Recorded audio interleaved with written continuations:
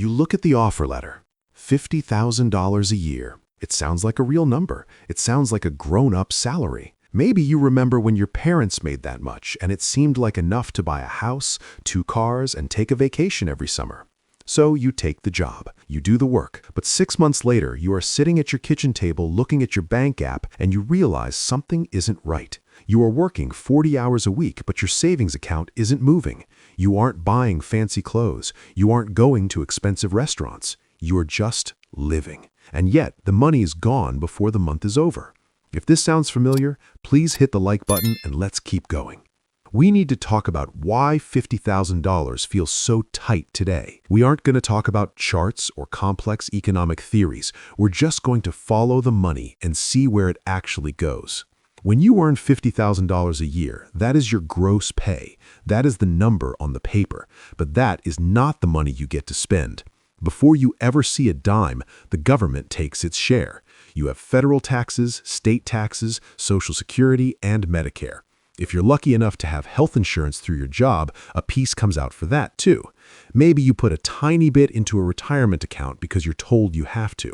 By the time the money actually hits your direct deposit, you aren't looking at $50,000 anymore. You are looking at something much closer to $3,200 a month. That is your real number. That is the tank of gas you have to make the entire journey of the month. Now, look at the first stop on that journey: housing. This is where the math starts to break down for most people. The old rule was that you shouldn't spend more than 30% of your money on rent. On your budget, that means your rent should be about $950.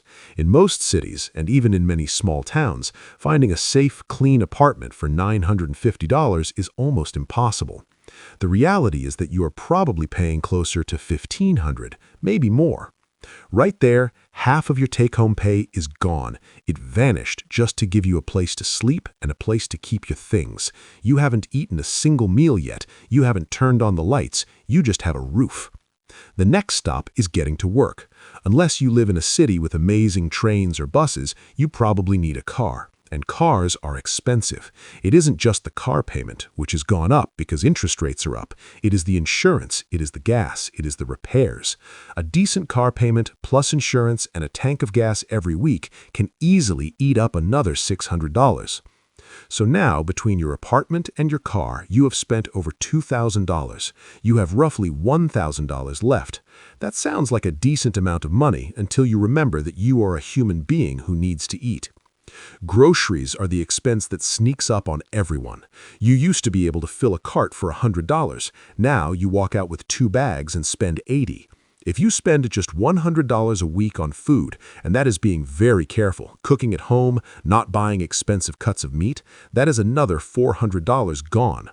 We're down to $600 left for the month, but we haven't paid the electric bill, we haven't paid for the internet, which you need for everything, we haven't paid for your phone, we haven't paid for water or trash.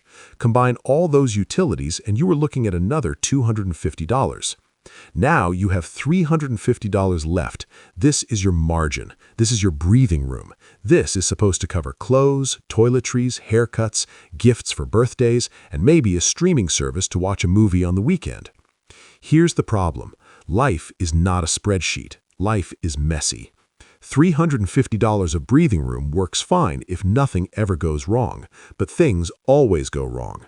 You get a flat tire, that's $150. You get a cavity and need a filling, that's $200. Your friend gets married and you need to buy a gift or travel. Your phone breaks, you get sick and have to buy medicine. When you only have $350 of wiggle room, one single unexpected event wipes you out. It takes you from "I'm doing okay" to "I'm broke" in an instant. And that is why $50,000 feels so tight. It's not because you're bad with money. It's not because you're buying too much coffee. It is because the price of admission for a normal life has gone up. The fixed costs, the things you cannot say no to, have eaten up almost the entire paycheck. This creates a very specific kind of stress. It isn't the panic of not knowing where your next meal is coming from. It's a dull, constant pressure. You are working full-time, you're doing everything right, but you're not moving forward. You are just spinning the wheels to stay in the same place. You feel this stress when you are standing in the checkout line. You watch the total on the screen go up and your stomach tightens. You feel it when you open the mailbox and see an envelope that looks like a bill. You feel it on Sunday night knowing you have to go back to work just to pay for the car that drives you to work. There is a concept here that matters. It is the difference between getting by and getting ahead. Getting by means you can pay your bills this month. Getting ahead means you can pay your bills this month and put money away for next year. When you make $50,000 in this economy, you are often stuck in the getting by trap. Because your margin is so thin, you can't save effectively. If you manage to save $500, something usually happens to drain it back out. This means you can't invest. You can't let your money grow. You lose out on the power of time. You aren't building wealth. You are just managing cash flow. This feeling of being stuck is exhausting. It takes mental energy to constantly calculate if you can afford to go out to dinner with friends. It takes energy to worry about whether the check engine light is going to come on. That mental load leaves you tired at the end of the day. You don't have the energy to learn a new skill or start a side business because you are just trying to recover from the stress of maintaining your baseline.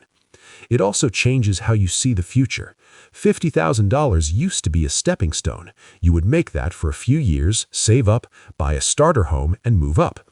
Now, because rent and basic living consumes so much of it, it doesn't feel like a stepping stone. It feels like a plateau. You look at house prices and they seem like a fantasy. You look at new cars and the monthly payments seem impossible. This disconnect is painful.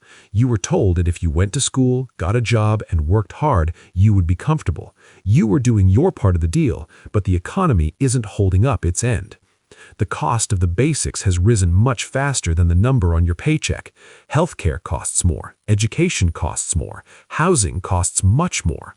But $50,000 is still treated like a good salary in many people's minds. Companies still act like they are doing you a favor by paying it. This is why you might feel gaslit sometimes. You might have older family members who say, $50,000? That's great money. You should be doing fine. They are looking at math from 20 years ago. They are remembering a time when rent was $500 and a car cost $15,000. They aren't living in your reality. In your reality, $50,000 is the new survival minimum. It is the amount of money required to participate in society without falling into debt, but often without getting anywhere either. So if you are sitting there feeling like you are drowning in shallow water, know that it isn't just you. The math really is that tight. The margin really is that small. You aren't imagining the pressure. You are feeling the weight of a world where the cost of existing has caught up to the reward for working. That is the reality of $50,000. It keeps the lights on, but it doesn't leave much room to dream. If you want to understand more about how money works in real life, without the lectures and without the hype, please like this video and subscribe to the channel. We will keep breaking it down one number at a time.